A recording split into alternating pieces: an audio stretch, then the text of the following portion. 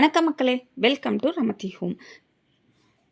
இதுதான் நீங்கள் first time என் வீடியோவை பார்க்குறீங்கன்னா மறக்காமல் சப்ஸ்கிரைப் பண்ணிவிட்டு பக்கத்தில் இருக்கிற பெல் ஐக்கானை ப்ரெஸ் பண்ணிக்கோங்க. இன்றைக்கி இந்த வீடியோவில் வந்து ரொம்ப இன்ட்ரெஸ்டிங்கான வீடியோஸ் தான் பார்க்க போகிறோம்.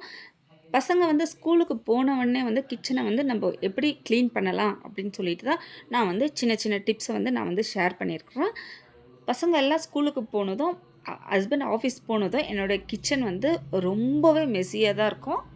இதை எடுத்து அதில் போடுறது, இந்த ஸ்நாக்ஸ் போடணும், இந்த பாக்ஸ் கட்டணும், அந்த பாக்ஸில் போடணும் அப்படின்னு சொல்லிட்டு பரபரப்பாக இருக்கிற டைமில் வந்து நான் வந்து கிச்சனை வந்து ரொம்பவே அப்படியே வந்து க்ளீனாக இருக்காது. அதுக்கப்புறமே தான் அவங்கெல்லாம் போயிட்ட பிறகு தான் வந்து நான் வந்து க்ளீனிங் வந்து ஸ்டார்ட் பண்ணுவேன். ஆனால் ரொம்ப மெஸ்ஸியாக இருந்தாலும் க்ளீனிங் வந்து ஒரு 1/2 அன் ஹவருக்கு உள்ளவே தான் ஃபினிஷ் ஆகிடுற மாதிரி இருக்கும். அதை வந்து நான் வந்து எப்படியெல்லாம் பண்ணுறேன் அப்படின்ட்டு தான் உங்கள் கூட ஷேர் பண்ணுறேன். ஃபஸ்ட்டு வந்து நான் வந்து என்னெல்லாம் செஞ்சுருக்கணும் அதை வந்து ஒரு குட்டி குட்டி பாத்திரத்தில் வந்து நான் வந்து மாற்றி வச்சுருவேன். அப்படியே வச்சிட மாட்டேன். கடாயினா கடாயிலே இல்லை தட்டு வந்து சாதத்தை வந்து ஆற வச்சுட்டு ஒரு டிஃபன் பாக்ஸு தேவையான டிஃபன் பாக்ஸில் போட்டு கொடுத்துட்டு மீதி இருக்கிறத வந்து அதுக்கு தகுந்த பாக்ஸில் கிண்ணத்தில் வந்து நான் வந்து கொட்டி கொட்டி வச்சுப்பேன். இன்றைக்கி மீதியானது இது மட்டும்தான். மீதி எல்லாமே வந்து காலையிலே எல்லாருக்கும் கொடுத்து அனுப்பிச்சிட்டேன். நானும் வந்து பிரேக்ஃபாஸ்ட் வந்து சாப்பிட்டு முடிச்சிட்டேன்.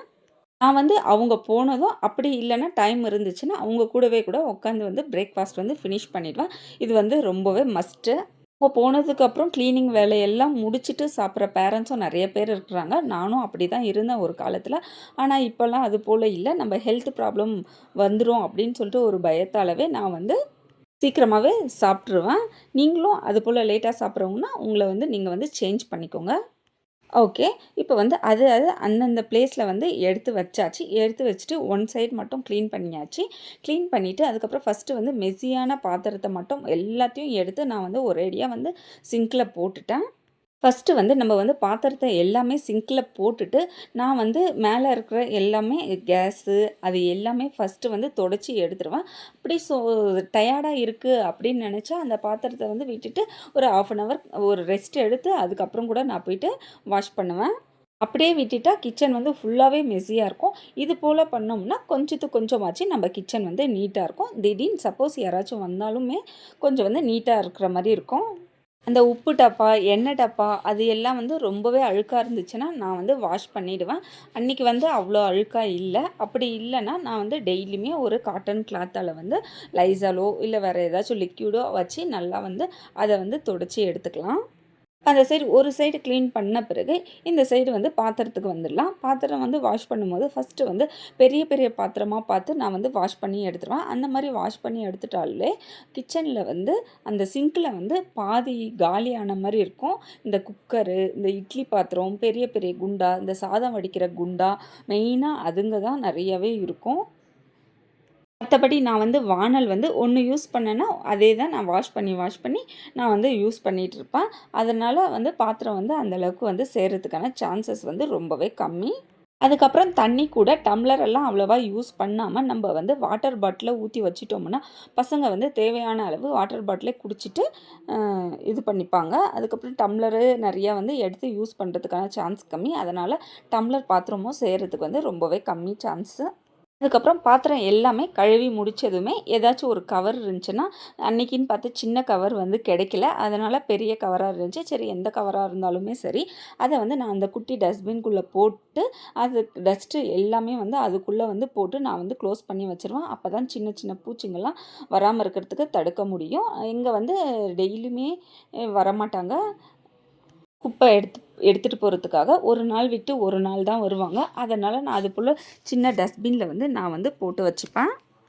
அதுக்கப்புறம் சிங்கை சுற்றி நான் வந்து ஸ்டீல் நார் தான் யூஸ் பண்ணுவேன். ஸ்டீல் நாரை வச்சு நல்லா தேய்ச்சி விட்டுட்டோம்னா ஸ்பாஞ்ச் நாரை விட நம்ம வந்து ஸ்டீல் நாரை வந்து நம்ம வந்து தேய்ச்சி விட்டுட்டோம்னா அது வந்து அந்த துரு பிடிச்சி ஏதாச்சும் கலராக இருந்தாலுமே அது வந்து க்ளீன் ஆகிடும். அதுக்கப்புறம் என்ன பண்ணுவேன்னா நான் வந்து ஃபஸ்ட்டு வந்து மேலோட்டமாக தான் தொடச்சி விட்டேன். அதுக்கப்புறம் லைசாலை வந்து ஊற்றி அது எங்கெல்லாம் ரொம்ப மெஸ்ஸியாக இருக்கோ அந்தந்த கொஞ்சம் வந்து டாட்டாக இருக்கிற இடத்துல அப்படி இல்லைன்னா ரொம்ப அழுக்காக இருக்கிற இடத்துல எல்லாமே நல்லா கொஞ்சம் வந்து நல்லா தேய்ச்சி விட்டுட்டு லைசாலை ஊற்றி விட்டோம்னா கொஞ்சம் ஃப்ரெஷ்ஷாக இருக்கும். நல்லா வாசனையாகவும் கூட இருக்கும். கண்டிப்பா இது போல ட்ரை பண்ணுங்க. இந்த லைசால ஊத்தி தொடச்சோம்னா, அந்த கிச்சன்ல வந்து ஈரமே இருக்காது. நம்ம தொடச்சு விட்டதுமே நல்லா ட்ரை ஆயிடும். என்னோட கிச்சன்ல வந்து மோஸ்ட்லி நான் வந்து கிளாத் வந்து நெறைய யூஸ் பண்ணவே மாட்டேன். ஏன்னா வாஷ் பண்றதுக்கு வந்து ரொம்பவே கஷ்டம். எனக்கு வந்து அது வந்து ரொம்பவே கஷ்டமான விஷயம். அந்த கிளாத்ஸ வந்து யூஸ் பண்றதுக்கு. ஏன்னா எண்ணெய் தன்மை வந்து நெறைய இருக்கும் கிச்சன்ல. அத தொடச்சு தொடச்சு அந்த துணிய வாஷ் பண்றதுக்கு வந்து ரொம்பவே கஷ்டம். அதனால நான் என்ன யூஸ் பண்றேன்னா, மைக்ரோ ஃபைபர் கிளாத் தான் யூஸ் பண்ணிட்டு இருக்கிறேன். அந்த ஸ்பாஞ்ச் வந்து 1 வருஷம் ஆனாலும் கிழியவே கிழியல. நான் வந்து இது 2வது தான் யூஸ் பண்ணிட்டு இருக்கிறேன். இன்னொன்னு பழசு ஒண்ணு. அது கலர் மட்டும் தான் மாறியிருக்கு. அது இத்தனைக்கும் கிழியவும் இல்ல. அதுவும் சூப்பராவே இருக்கு. இது வாங்கி 1 இயருக்கு மேல ஆகுது. ஒரு பேக்ல வந்து 5 பீஸ் வந்துச்சு. நான் வந்து இப்ப 2 தான் யூஸ் பண்ணிட்டு இருக்கிறேன். மீதி 3 வந்து அப்படியே தான் இருக்கு. ரொம்பவே யூஸ்ஃபுல்லா இருக்கு. நான் வந்து இத வந்து டிமார்ட்ல தான் வாங்குனேன். இது வந்து கிளாத்துக்கு தகுந்த மாரியும் இருக்கு. பிரைஸுக்கு தகுந்த மாரியும் இருக்கு. இது வந்து கொஞ்சம் 200 சம்திங் 5 பீஸ் வந்து 200க்கு மேல தான் இருந்துச்சு. ப்ரைஸ் கொஞ்சம் கம்மியா இருந்தா, அதனுடைய குவாலிட்டி வந்து எப்படி இருக்குன்னு தெரியல. அவ்வளதான். இப்ப வந்து எல்லாத்தையும் வாஷ் பண்ணிட்டு, நான் வந்து யூஸ் பண்ண கிளாத்ஸு, ஸ்டீல் நாரு, நம்ம பாத்திரம் கழுவுறதுக்கு யூஸ் பண்ண ஸ்பாஞ்சு, அது எல்லாமே வந்து கொஞ்சம் நல்லா வாஷ் பண்ணிட்டு, அதையும் வந்து நான் என்ன பண்ணுவேன்னா, ட்ரை பண்ணிடுவேன். காய வச்சுருவேன்.